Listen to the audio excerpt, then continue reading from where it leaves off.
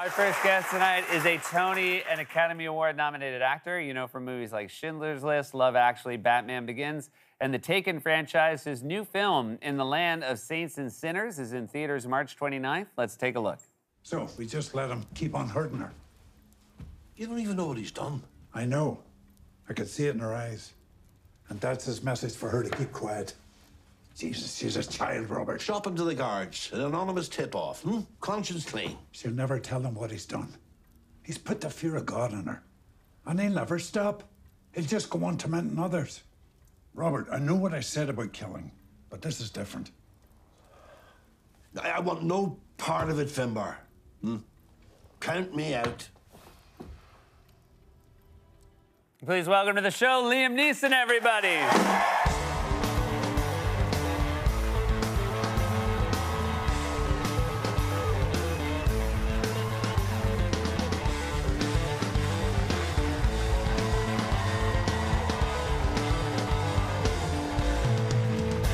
Welcome to the show. Hey, Seth. I'm so happy to have you here. We met in this building, but this is the first time I'm lucky enough to have you here. SNL. SNL 2004. 20 years ago. We did a sketch I was so together. funny. You were so... we have a sketch we did together that I recall very fondly. It was an Irish makeover show called You Call This a House, Do Ya?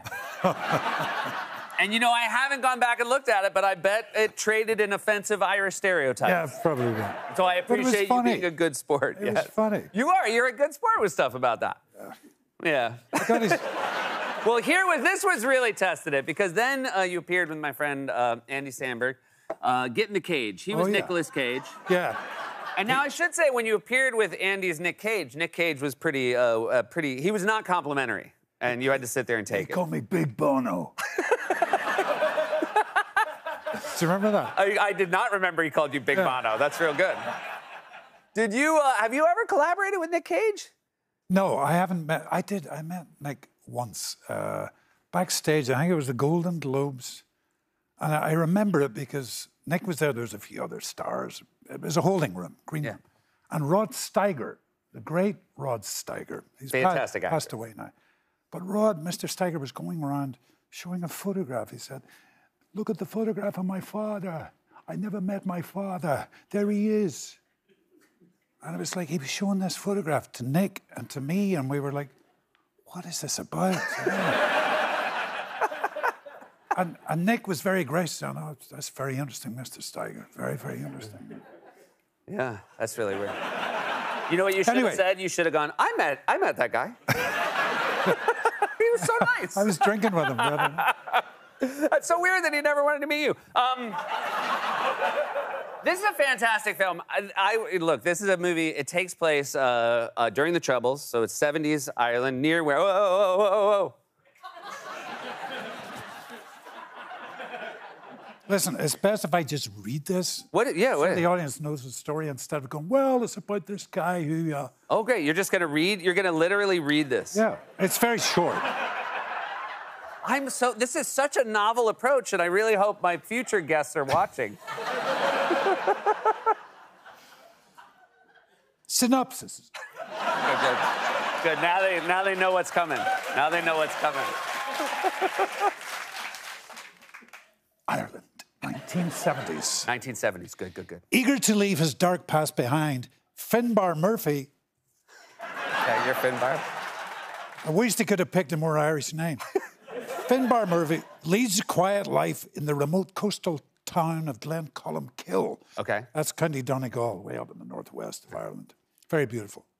Far from the political violence that grips the rest of the country, but when a menacing crew of Irish Republican Army arrive, led by a ruthless woman played by the wonderful Kerry Condon. She's great. Terrific actress. Finbar is drawn into an increasingly vicious game of cat and mouse, forcing him to choose between exposing his secret identity or defending his friends and neighbours. And the blurb says, I love this blurb, haunted by sin, haunted by sinners. That was really good. You know, they spend all this money putting together these movie trailers, and they could just have you sitting in a chair. Reading. Just reading it. Yeah. Really good, yeah. Especially when I like the moment when the old hitman, to read it, puts on his glasses. Hey, you do, one of my favorite actors, who I've never had the pleasure of meeting, you've known Kieran Hines. Great actor. People, I think everybody's seen something he's been in over the course of the last 30 years. It's funny, I just texted him there earlier on. Kieran Hines is the brother I never had. I met him when I was 19. So it's 52 years ago. That's unbelievable. I just texted him there earlier because I was going through the production notes for the show tonight. Like the name of the movie, who's in it, the story. You were very prepared. And so my wee blurb, Liam Neeson, is a paragraph. Colm Meaney, I've known for 40 years. A wee blurb. Kerry Condon, a wee blurb. Kieran's, 4 pages. Oh, really? Big blurb.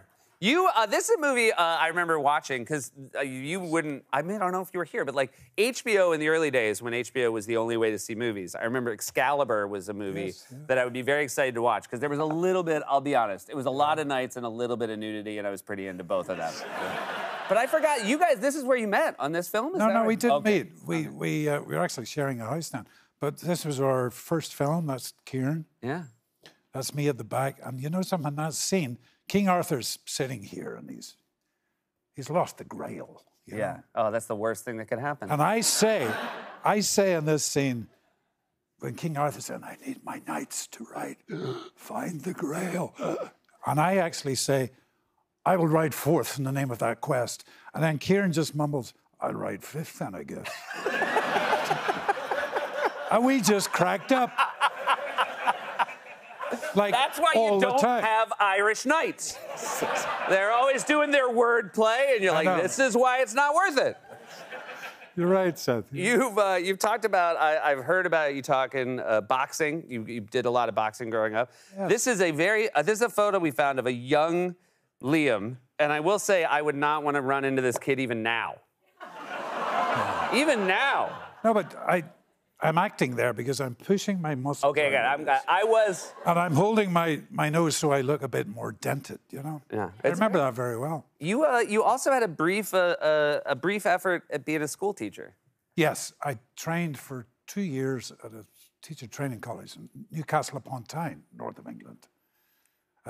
Failed abysmally. Yeah. Trying to teach 11, 12-year-old kids who see you walking into the classroom and they're like, oh, yeah, we've got your number. And I have 2 of my sisters, retired teachers. They've 34 years. Oh, wow, they managed it. Yeah. They were tougher than you. They were, and very good. Yeah. They were very, very good teachers. I could not do it. Yeah, well, I'm very happy you ended up where you are, and I'm very excited about this. You have an upcoming project with a dear friend of mine, Akiva. He's one of the Lonely Island fellas, and he's directing a new Naked Gun film that you're going to star in. Yeah. And you can hear they're excited. That's excitement. There you go. There you go. I thought you were reaching in and you had another synopsis. That's the other part. What a delight it is to have you here. Best of luck on everything. Thanks for being here. Congrats on the new film. Liam Neeson, everybody, in the land of saints and sinners. Is in theaters tomorrow. We'll be right back with Sheryl Crow.